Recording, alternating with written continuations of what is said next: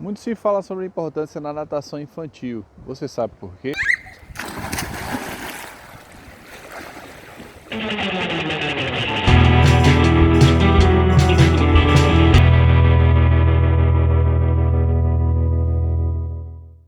Quando falamos de natação infantil, existem alguns pontos muito importantes que a gente precisa trabalhar. O primeiro deles é o desenvolvimento motor. Para eu falar disso, eu preciso pelo menos desenvolver o que é natação infantil. Existem dois períodos de fase que a gente trabalha na natação infantil.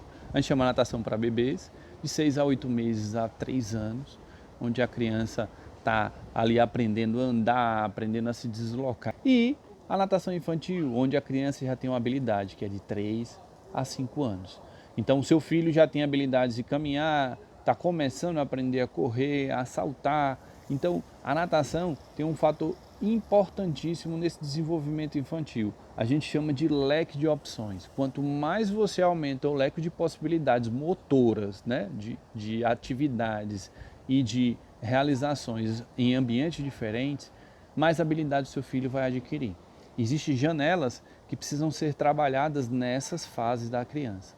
Então, se a gente deixa passar, seu filho vai ter muito mais dificuldade em outro momento de aprender algumas habilidades. Então, é de grande importância para o desenvolvimento motor, desde o bebê até essa fase de 5 anos, que a gente chama da primeira infância, que seu filho esteja numa aula de natação. O segundo ponto importantíssimo é que toda vez que a gente pensa em lazeres, geralmente está associado à água.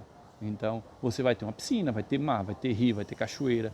E você imagina você entrar com seu filho, ele louco, porque a água é extremamente lúdica, e você com medo, ou você botando 2 boias e botando uma boia entre as pernas. E tudo isso acaba dificultando o desenvolvimento do teu filho, porque ele sempre está preso a alguma coisa. E ao mesmo tempo, quando o seu filho está com boias, você fica receoso, porque ele pode engolir água, porque ele pode virar.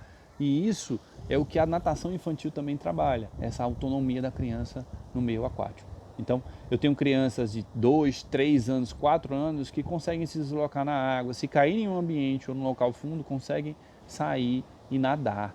E isso é um dos focos da natação infantil. Muitos pais pensam que o seu filho vai entrar com 3, 5 anos e vai aprender os 4 estilos da natação, mas esse não é o foco principal. Os estilos da natação são utilizados como forma de deslocamento.